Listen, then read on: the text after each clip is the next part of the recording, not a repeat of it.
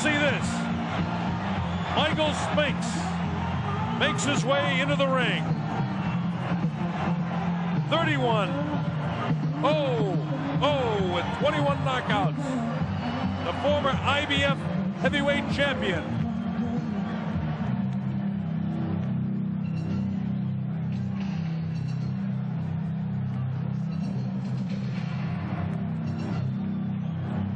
This heavy metal sound that you hear is Mike Tyson about to make his way in, I believe.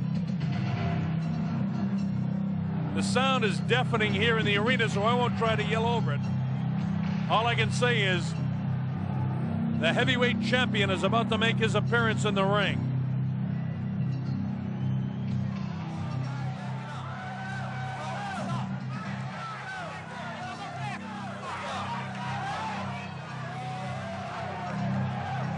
Obviously, Mike Tyson behind that crowd coming in.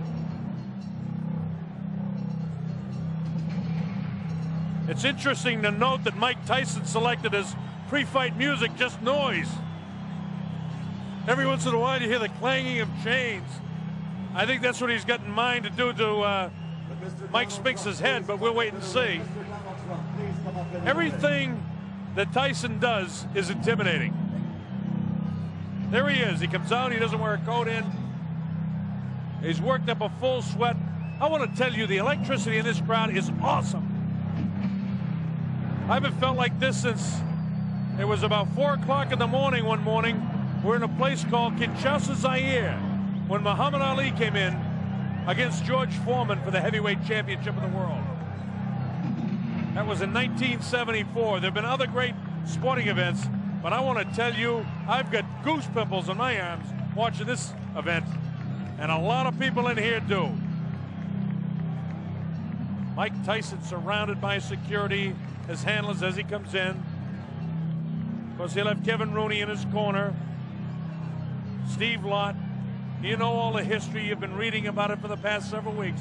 The heavyweight champion of the world comes into the ring. This is why we're here.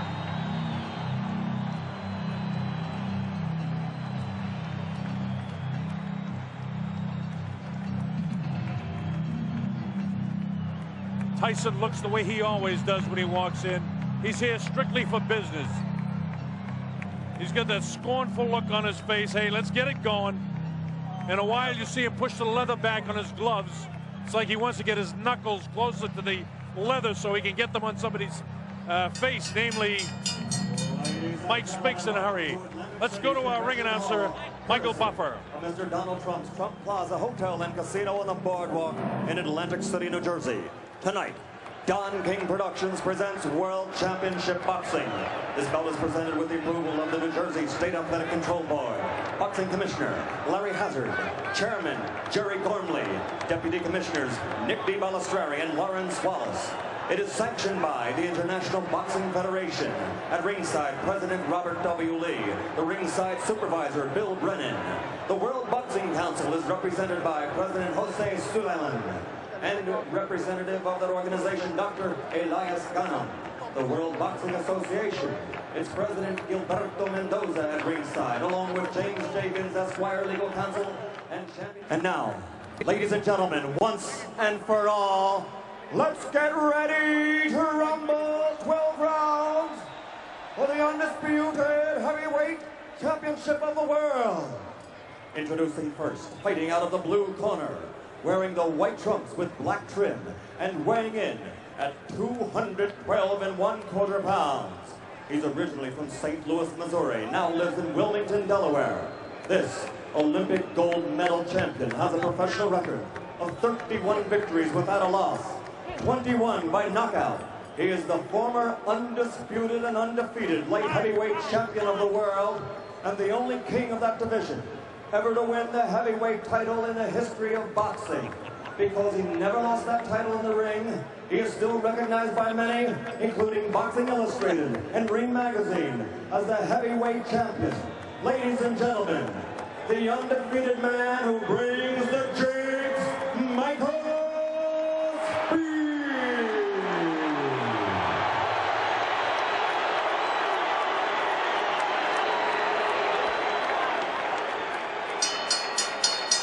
And fighting out of the red corner, wearing the solid black trunks and weighing 218 and 1/4 pounds, originally from the streets of Brooklyn.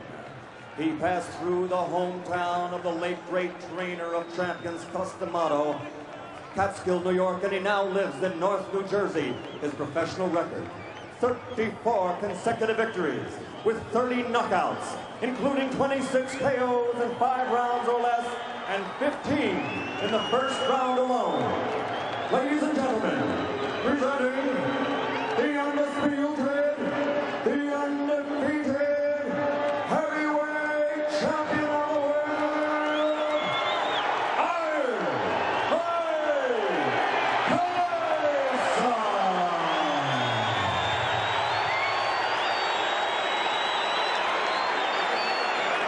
I want to tell you, this crowd is ready for it. Bob Sheridan here on the Don King Sports and Entertainment Network. As Frank Cappuccino calls them in, let's listen. Both giving their instructions in the dressing room. Are there any questions by either of you? All right, both of you touch gloves. Good luck to both of you. Millions and millions of dollars on the line. Billions of people literally around the world watching this fight. Hope you're enjoying it. Mike Tyson ready to go against Michael Spinks. At stake, the undisputed heavyweight championship of the world. This is a 12-round fight. This is the only guy who many people think have an opportunity to do something against Iron Mike Tyson. Tyson dressed in his black trunks, no socks, no real flashiness to anything but his boxing. Michael Spinks, on the other hand, dressed in his white trunks with the black trim, the white shoes, and we're just about ready to go. The opening bell, let's see what happens. Tyson attacks immediately, cuts off the ring, throws a wild right hand. This is round one, we're just underway. Spinks not able to hold him off so far with a jab. He tries to come back at him, but Tyson walks right through it. Tyson showing no fear, no respect at all here in round one. And Michael Spinks has to hang on for the first time in the fight. Frank Cappuccino has to separate the two. Absolutely no fear and no respect by Tyson for any jabs or anything that Mike Spinks can do. Tyson just looking for the opportunity to land a vicious left hook and then a right hand. While Michael Spinks was successful against Larry Holmes, an aging Larry Holmes, and he was successful against the guy that hadn't fought in a long time in Jerry Cooney, the right hand lands to the head of Mike Spinks. It's Tyson all the way here in round number one. Vicious shots to the body. Nothing really heavy landing yet, but he's taking them. The uppercut. Body shot. Down goes Mike Spinks for the first time. The count is up to 4 and 5 and 6 and 7 and 8. That was a body shot that took him down. Here comes Mike Spinks in. He leads to the right hand. Down he goes. I don't think you get up from this. Mike Spinks is laying flat on his back. The count is up to 5 and 6 and 7 and 8. He won't be able to do it. It's all over. Mike Tyson has won it. Spinks almost fell back through. A dramatic first round knockout for Mike Tyson. Unbelievable strike. It came in the first round. And the timer tells me 1:31 of the first round. One of the fastest knockouts in heavyweight history. It came at 1:31 of the first round. So Tyson, when I first had him, he was 190 pounds, nothing but muscle, 12 years old. Okay, that's what he was. But that's what he was. I mean, that's what God made him. That's crazy. So I go down there and I put the first fight. Nobody's seen Tyson. Nobody's ever seen Tyson. But 12 years old, 0 fights. Blah, blah, blah. Okay. Teddy, now you go too far. You lie more than us.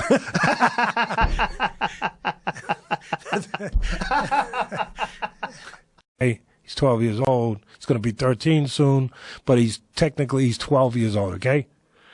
Oh, come on. I said, all right, I'll make you feel better. I'll put down 17. Thank you. Now you tell the truth. I say he's not 17. So, what was he like at 12 years old? Mentally weak, but physically, what do I mean mentally weak? Not weak for the average guy, but for a fighter, he still have remnants had residual stuff from his upbringing. Listen, you want to know the truth about the guy? I mean, he orders, but he used to hide in between abandoned building walls in Brownsville. It was a rough place, no doubt about it. Didn't have a father, whatever, the mother, whatever.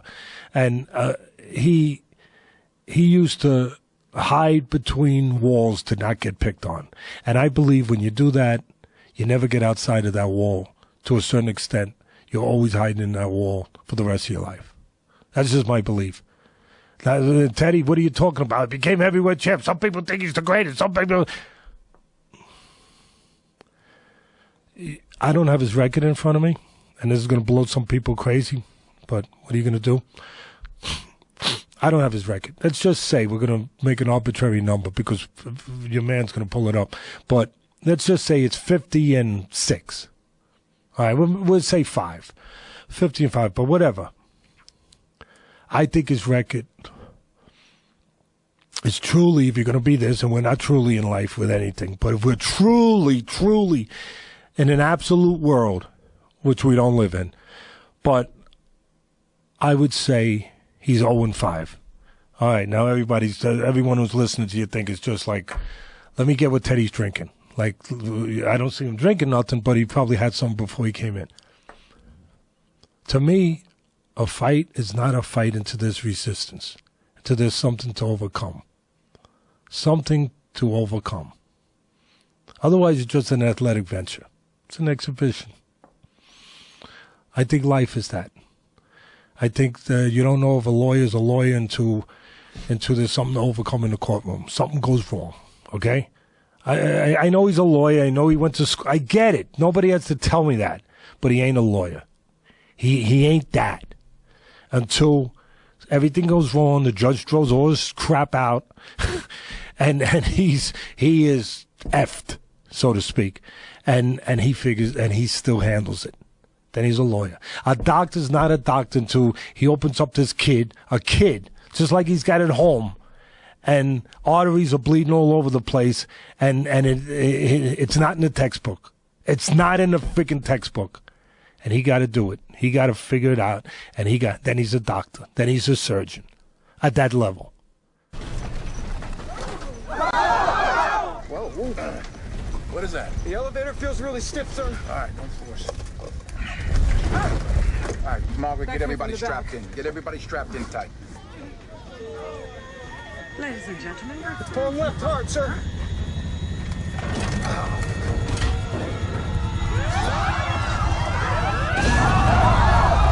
Power back! Power back! Stingray, hold up! Stingray, hold up! ladies and gentlemen, fasten your seatbelts now. Fasten your seatbelts, security now.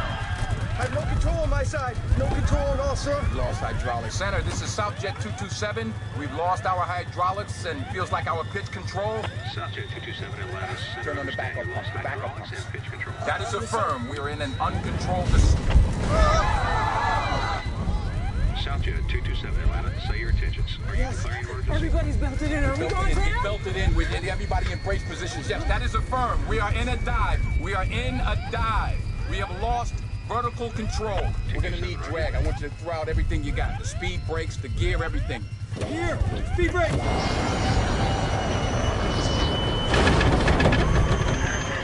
position.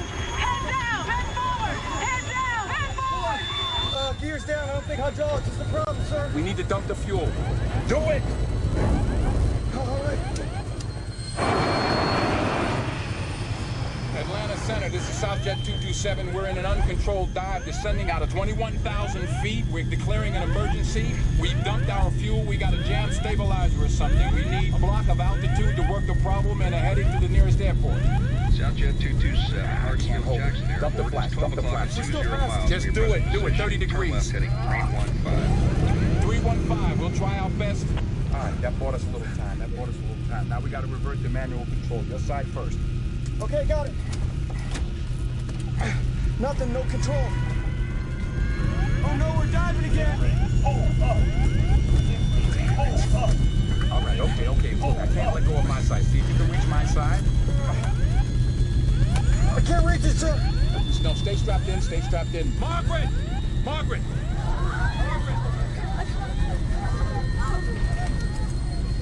We're out of 15,000.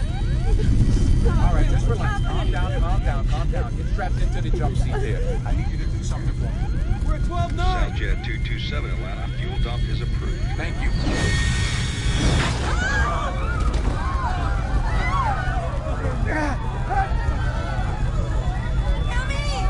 Tammy, sit back down! No, Tammy, sit down! Let's see you going below 10,000. How are you doing? Not good, not good.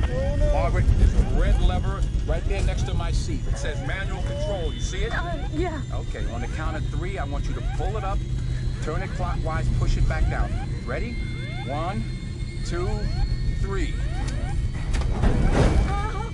It's okay, it's okay. Ah, come on. All right, okay. That's up. Ah, shit.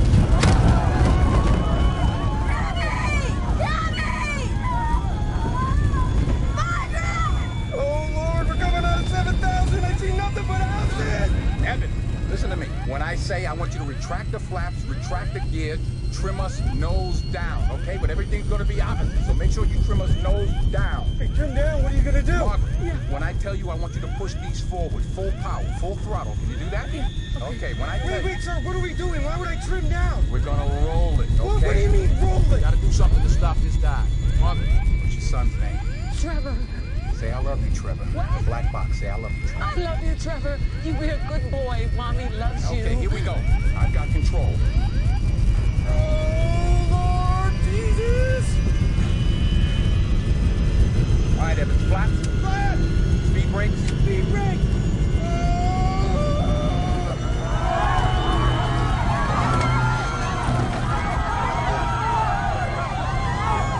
Margaret, power.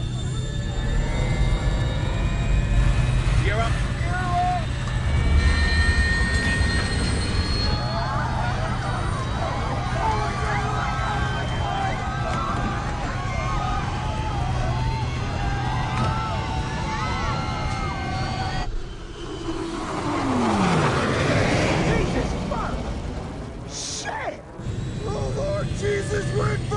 Listen, we're level. We can maintain altitude like this. Southjet 227 Atlanta Center, I see your position 4.5 miles southeast of the airport at 1,800. Are you okay? Atlanta Center, this is Southjet 227. We are inverted. I repeat, we are inverted. Southjet 227, did you say inverted? We're losing oil pressure, pump failure, both engines! We're all right, we're flying. Fire the left engine! Put it out. I'm raving. Look at me, I'm raving. Okay? Atlanta, Southjet 227. Where's that airport? 227, it's 1 o'clock, 3 miles. All right, we're not gonna make that. Our engines are burning up. I see a field and a road ahead of us. We're gonna set it down there. Roger, 227. Oh no, fire the right now! Evans, we're coming back around. Margaret, I wanted you to hit full power, full throttle. You understand? Here we go. Evans, speed brakes. Speed brakes! Flaps full. Flaps full!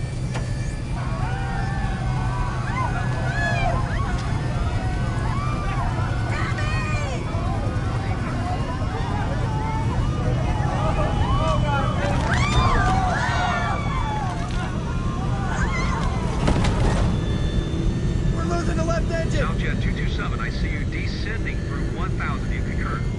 Margaret, full power.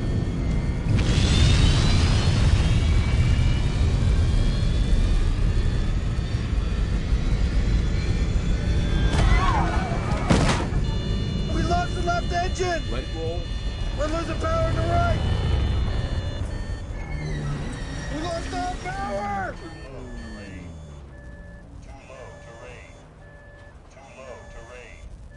Are we gliding? Too low, terrain. Too low, Glide. terrain. Pitch for glide. Too low, terrain.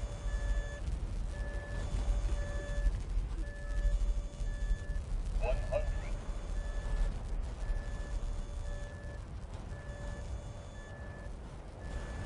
50. 40. 30. 20. Brace. 10. Minimum. Brace for impact. Minimum.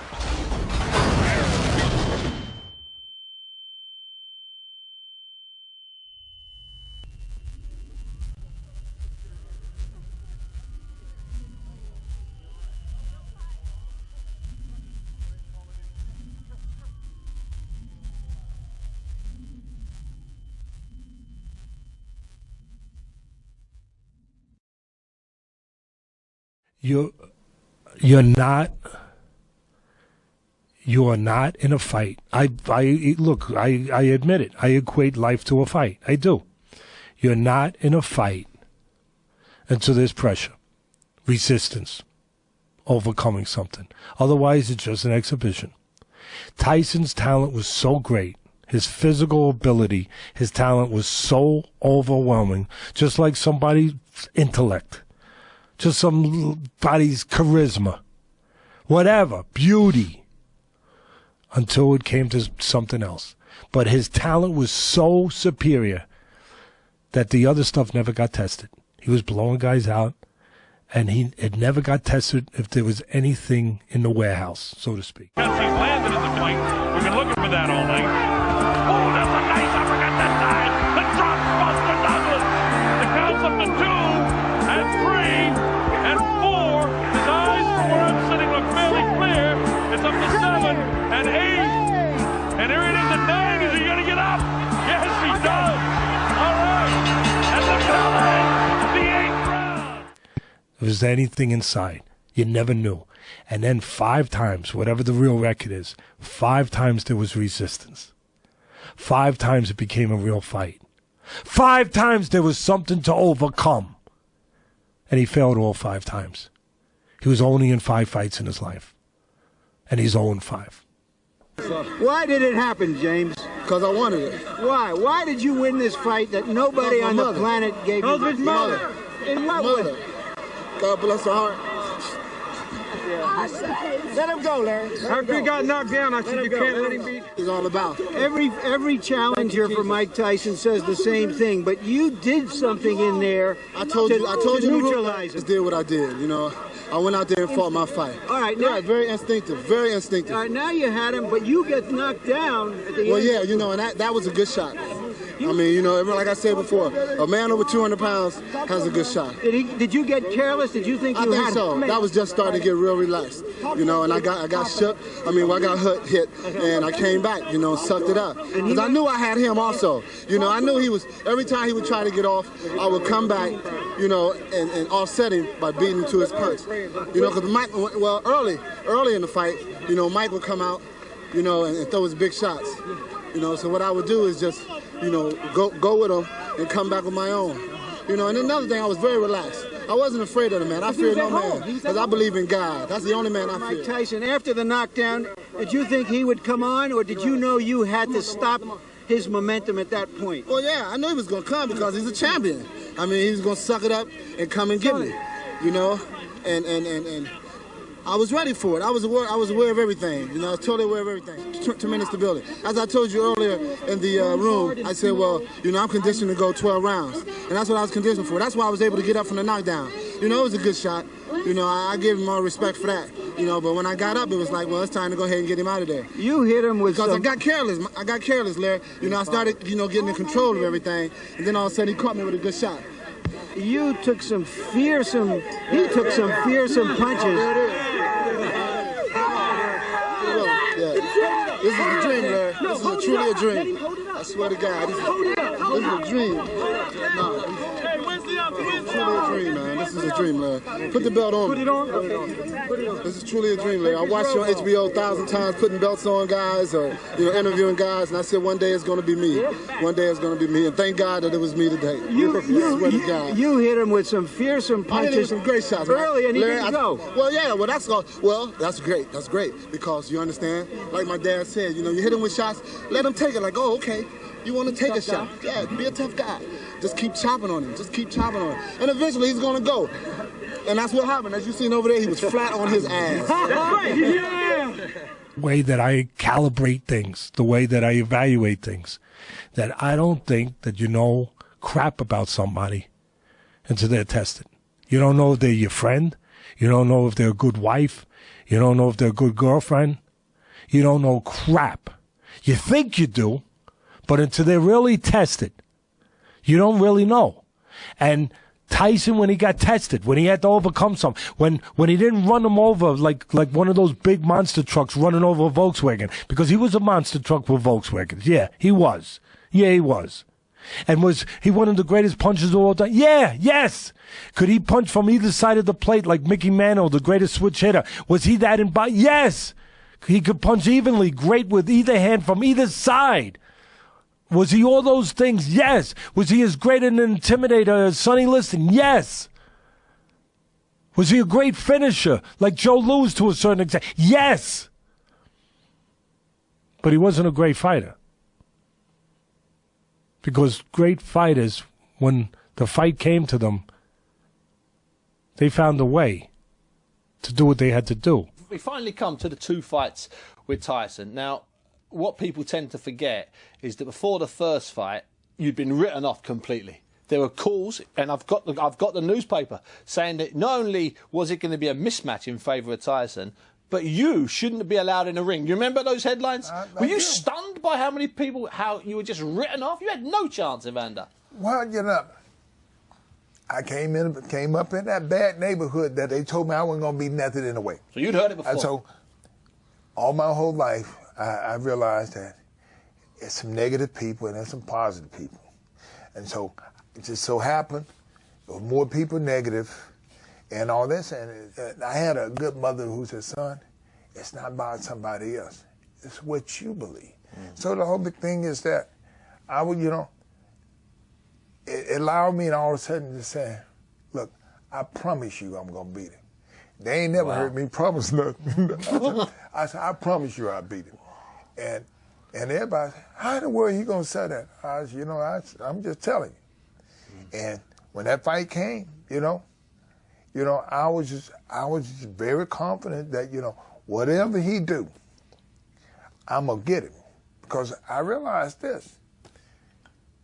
Tyson hit people, but Tyson don't get hit. No. And one thing that I knew, if you ever hit me, I'm going to hit you back. So if he can give it, he's going to have to take it. And you know, and end up that way. Almost nobody. First real signs of weariness on Holyfield. First real signs.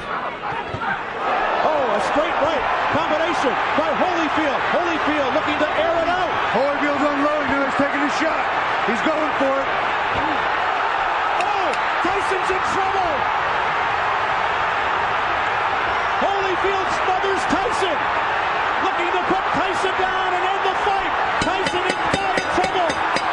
He's saved by the bell. Mike is out on his feet.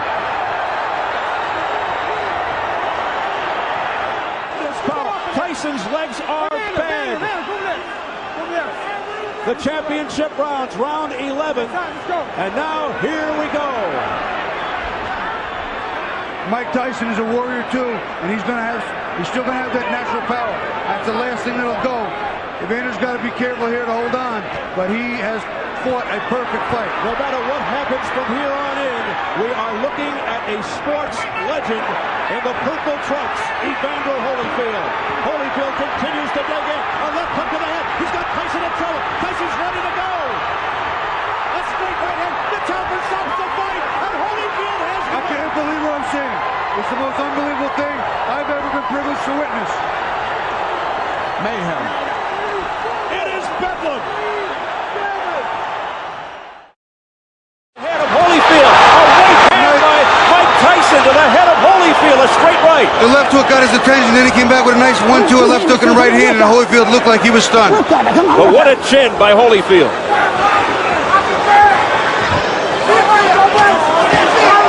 Good stiff jab. That's the jab Mike didn't have in the first fight.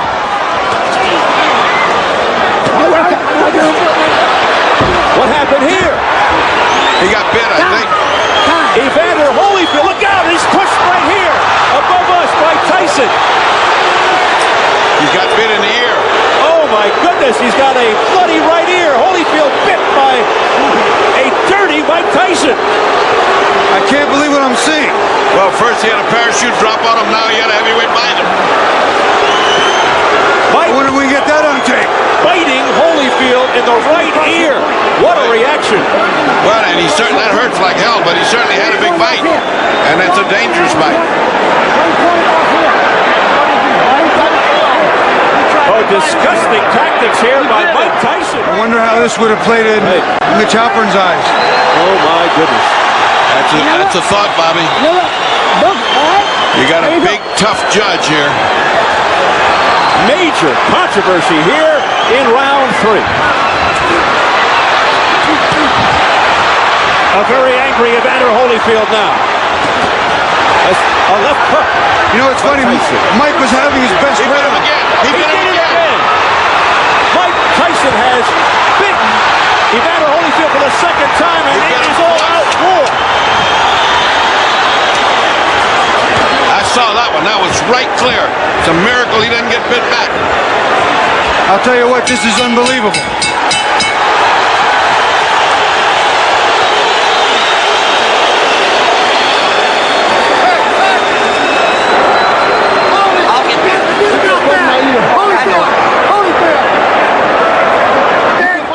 Found a way to disappear.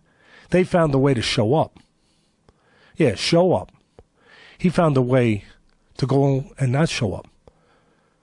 And look, you could go talk to psychiatrists and you could go through all the reasons why. The hiding between a wall when he was a kid. Yeah, that's part of it. I'll tell you another part of it. To be that, not to be the power puncher, not to be the aggressor, not to be just those things, to be the Titan, to be the Viking, to be the samurai, to be the warrior, to be those things. It has to be inside you. You have to believe it. You know, a lot of times people lie in life. There's certain places you can't lie. You know, sometimes we say that the ring is the chamber of truth. You know, it sounds good and all that, but it is. Because just like in other places in life too, when the moment comes for those kind of serious things, you have to feel like that. You say that you're the conqueror, you're Alexander the Great, you're all those things, right? Okay, words sounds great. Makes good sound bites.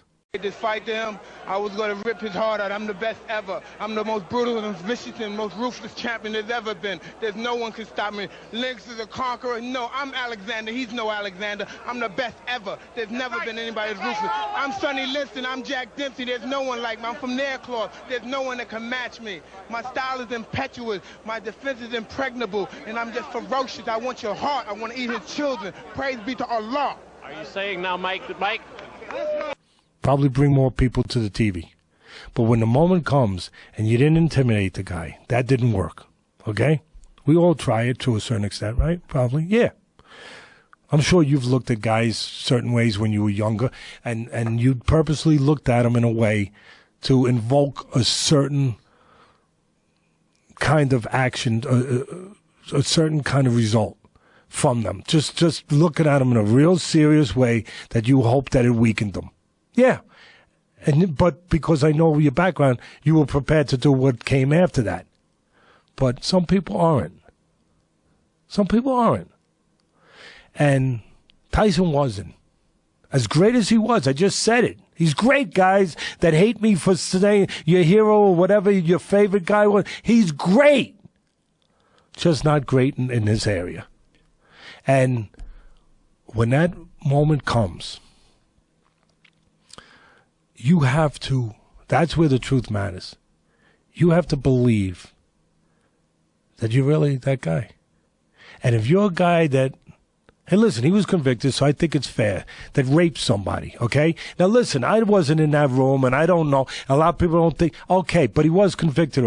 But I know enough people in the business that there was a lot of other bad things that he did that are just not things that you would probably want to hang around with somebody if you're a halfway decent human being that he did that were weak things, okay? Weak things. So when you do weak things and you know you did those, and I don't know what, but I'm just saying, you do weak things, and you know they were weak things, and now you got to do a strong thing. How do you become strong when you know that you did those weak things, and you know that's really you, and you got a guy across way from you named Evander Holyfield that doesn't give a shit about how hard you punch, doesn't give a crap about what a finisher you are, doesn't give a crap about how fast you put your punches together. He wants to find out. You're going to have to make him a believer by doing it.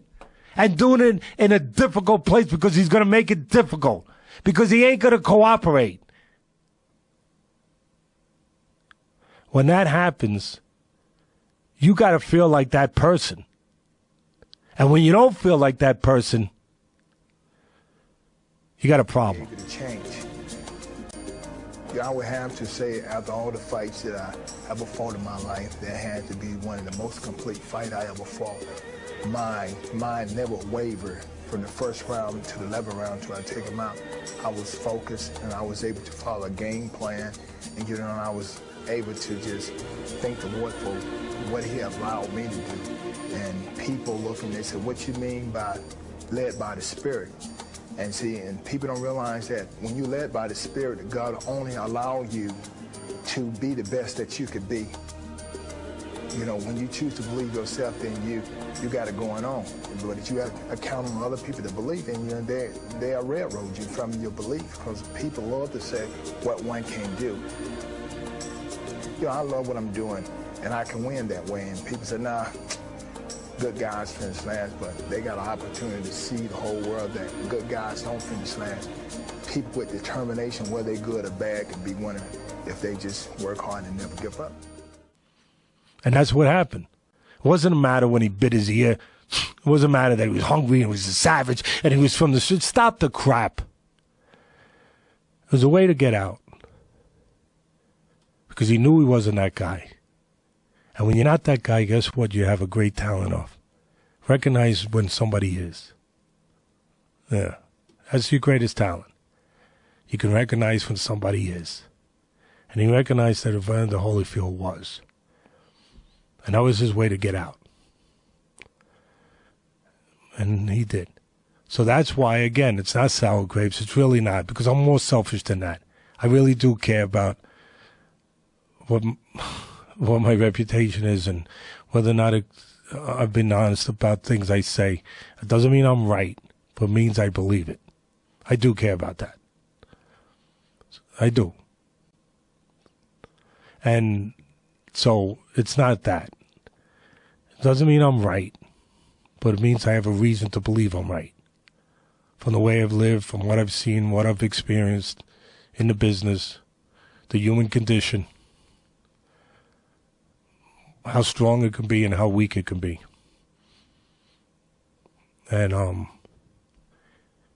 he was as strong a guy as you're ever going to see, but he was as weak a person as you're ever going to find.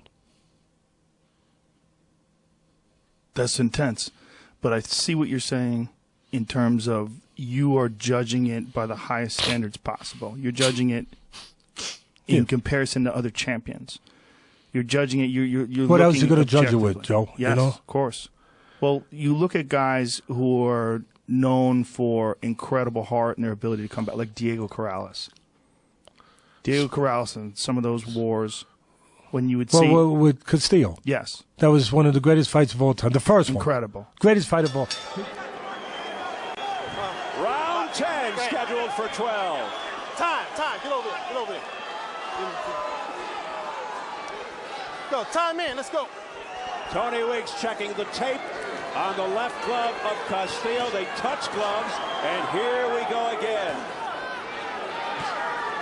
The WBC WBO unification lightweight title fight. Oh, what a left hook by Castillo, and Corrales is down. The mouthpiece comes out. 4, 5, 6, 7, 8. Come to me. You all right? You want to continue?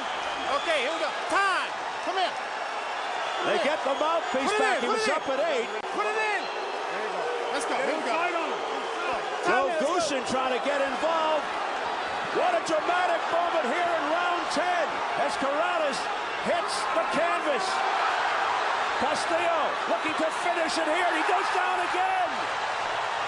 Takes the mouthpiece out. 4, 5, 6, 7, 8, 9. Come here. You all right? I'm going to penalize you. Taking 1 point off. Time. 1 point off here. 1 point off. 1 point. Excessive spitting out of the mouthpiece. A point deducted. Come on. You can spit out the mouthpiece. to make matters even worse now. You gotta fucking get inside on him now. Dreadful round for Corrales. Down 2 times here in the 10th. Again, Castillo going back to work. And if Corrales can get through this round, the dynamic of the fight has now changed to the point where he may very well need a knockout. With 1:35 to go, he's got a long way to go, Corrales. But he just hurt Castillo with the right hand, or at least pushed him back. That was astonishing, and he hurts him with a hook. Corrales comes back, a straight right. Now Castillo against the ropes. Unbelievable. Ebb and flow.